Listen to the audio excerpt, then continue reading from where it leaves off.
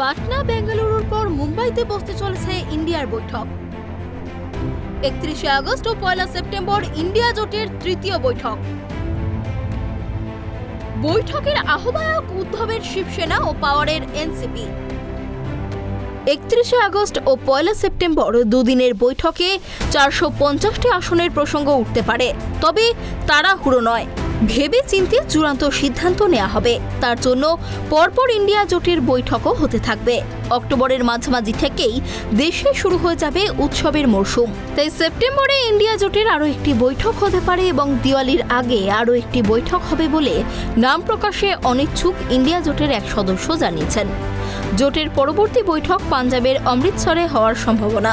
সূত্রের খবর, তৃণমূল নেত্রী মমতা বন্দ্যোপাধ্যায় ইন্ডিয়া জোটের অন্যতম কাণ্ডারি হওয়ার সুবাদে কলকাতায় জোটের বৈঠকের প্রস্তাব উঠেছিল আগেই। কিন্তু কলকাতায় বৈঠক হলে সিপিএম মমতার পাশে দাঁড়াতে চরম অস্বস্তিতে পড়বে।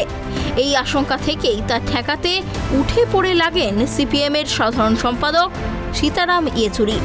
শেষ পর্যন্ত তিনি সেই চেষ্টায় কতটা সফল হবেন সেই প্রশ্নও রয়ে গিয়েছে। ইন্ডিয়া জোটের বেশ কয়েকজন তাঁবুর নেতা চাইছেন অন্তত একটি বৈঠক কলকাতায় হোক।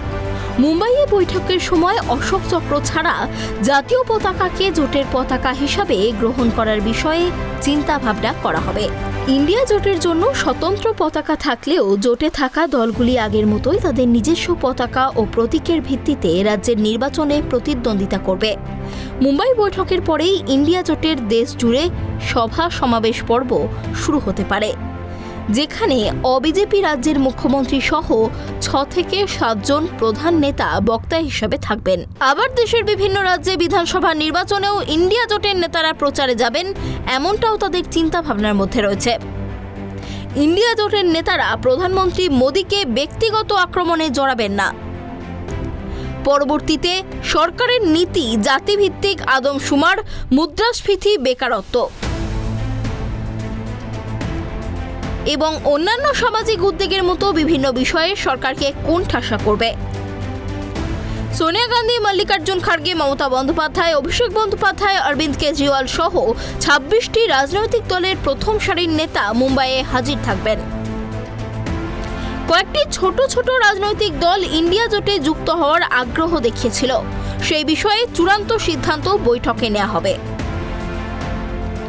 আগামী বৃহস্পতিবার ও শুক্রবার মুম্বাইতে ইন্ডিয়া জোটের বৈঠক। এই বৈঠকে বিরোধীদের মধ্যে আসন সমঝোতা নিয়ে আলোচনা হতে পারে। সূত্রের খবর, মুম্বাইয়ের আলোচনায় 3 সপ্তাহের মধ্যেই পরের বৈঠকটি করার কথা ভাবা হচ্ছে।